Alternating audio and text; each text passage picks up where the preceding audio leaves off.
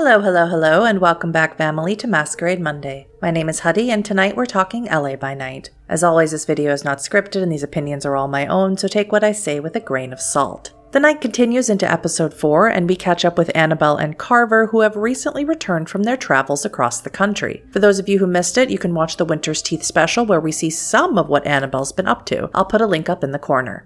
Annabelle and Carver arrive at Griffith College, a place where the coterie used to meet often back before Victor Temple became Baron of the Valley. A crowd of students have gathered in a demonstration, and Annabelle can't help but remember that this is where unlife began for her, that this is where Chloe and Sour Sugar and Annabelle's revolutionary group used to live and thrive and survive. So much has changed so fast. Inside the sanctum the coterie used to share, the chair Ramona tore up in her owl form is still there. This opening was very emotional for me, especially since we know this to be the end of the Chronicle. It's like witnessing ghostly echoes of a time long past out of memory. Carver and Annabelle talk briefly about their time together, Carver even praising Annabelle on how well she has done, how the world of the kindred is better because she is in it. However, he does caution her on being back in the city, claiming that it was a terrible idea for them to come back here. Before Annabelle and Carver can talk about what exactly brought Annabelle back to Los Angeles, Eleanor walks into the room. Now, we know from the stinger last week that Annabelle put I Don't Want to Live on the Moon on their Elle and Belle Power playlist, which apparently indicated that Annabelle was ready to see her after all this time. Can I just say the moment Marisha walked into the room, I was blown away and so absolutely excited. Also, that outfit, badass.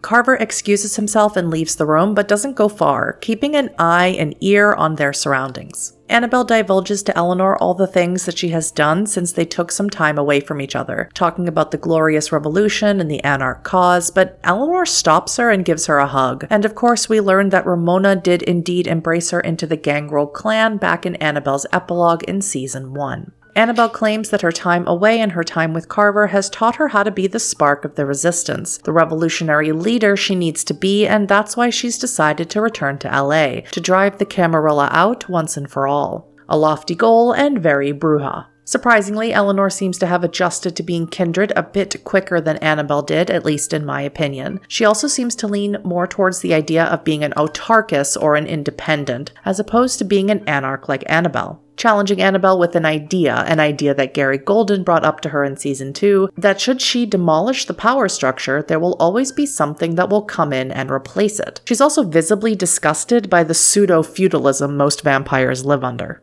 Although Eleanor seems somewhat adjusted in her unlife, Eleanor does seem to be a bit salty towards Annabelle. Now that Eleanor is kindred, she knows the pull and call of the beast. She knows that Annabelle could have stopped her embrace, cut her off, made her go away when she was still mortal, and she knows now as a kindred, she is honestly not safer, that you can only protect someone as far as your arms can reach, and Annabelle sent her far away with Ramona. Now, she doesn't blame Annabelle, as I said, she understands it now that she is kindred, but I really enjoyed this exchange. Marisha delivers these lines with so much pathos and yet somehow still stoic. It was an absolute delight. Annabelle asks Eleanor to join her revolution, and Eleanor refuses, saying she's not a part of it. And Annabelle rightly tells her that it will come for her eventually, that everything is owned by someone else, that she will get tangled and caught up in it, and she better be prepared rather than be caught off guard. Just as we saw all those glimpses of the past as Carver and Annabelle walked through Griffith College, we are now seeing a wiser Annabelle, and it just gave me chills. And it is at this moment that Carver begins to notice the campus being encircled by black nondescript vehicles and obvious enforcement agents mingling unnaturally into the crowd of protesters. Before Carver can warn Annabelle and Eleanor, none other than Brennan Lee Mulligan, playing Adrian, the faith-based hunter of the Second Inquisition we met in the season 1 stinger, arrives and walks confidently into the room with these undead creatures. Let me just stop here and say Brennan Lee Mulligan is absolutely terrifying as Adrian. His presence changes the dynamic, maybe even the energy of the room, and I couldn't take my eyes off of him for the rest of the episode. Absolutely incredible. Adrian claims to be here to have a conversation, not a confrontation, but Carver was apparently not using his listening ears, or let's be honest, Carver is going to Carver, and reaches out, grabs Adrian by the throat, and thrusts him against the nearest wall. But Adrian is not to be underestimated, and as he presses his crucifix into Carver's forehead, Carver experiences the white-hot power of faith, and it burns an image of a cross into his skin. Adrian apologizes, but claims to be just a simple instrument of the Lord, and that even if they do kill him, the Gladius Dei has the building surrounded. Now, the Gladius Dei is a division among the Society of Leopold and are considered their elite corps. And without going into too much detail, but in case anyone is not aware, the Society of Leopold is a faction within the Inquisition who exists to pursue and fight supernaturals and are a major threat to every group of supernaturals because of their extensive knowledge, training, equipment, preparation, and fanatical zeal. Now, the Gladius Dei is the most battle-hardened division. Its members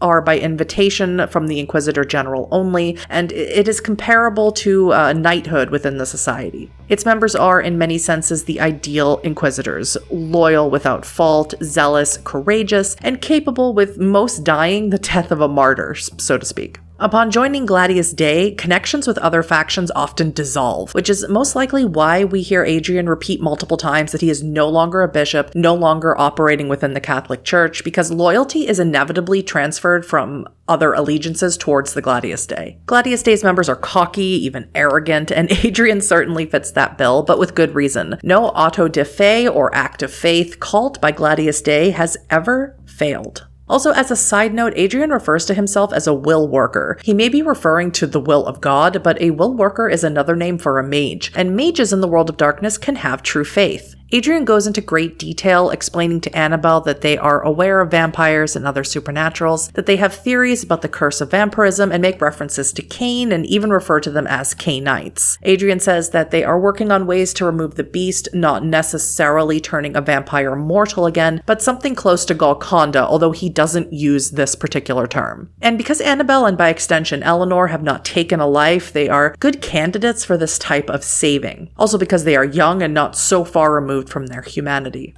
Adrian offers to take all of them, even Carver, back with him to his headquarters in order to help them, but he makes it perfectly clear it is Annabelle that is his priority, that the gleam of grace and morality inside of Annabelle attracts people to her whether they understand that or not, and he and his organization want to save her. It is at this moment Annabelle gets a text from her boyfriend Mark, informing her that Nines' bar is being hit by the SI. Adrian is of course unfazed and informs Annabelle that all the members of her former coterie have already been hit. But it is Annabelle who is getting a conversation. Annabelle agrees to go with them in exchange for Adrian calling off any more attacks tonight. Carver and Eleanor refuse to let Annabelle go alone, Eleanor even exclaiming, "Annabelle, I love you, but I'm not yours. Not anymore. And you can't send me away again." Adrian actually does agree to let them come along. But as they head out to the vehicles, the leader of the Cenacle, which is the name for a group of Inquisitors, Sister Dorothy, does not allow Adrian to do this, which means he is not the head of the mission, which I find super interesting. And although Adrian attempts to persuade them to let him take all 3 Cainites away, and he will explain it to Sister Dorothy later, his detachment refuses to go against their Cenacle's orders, and attempts to separate Annabelle from her compatriots and put them into separate vehicles. Adrian then concedes and exclaims, "Burn the monster and stake the girls."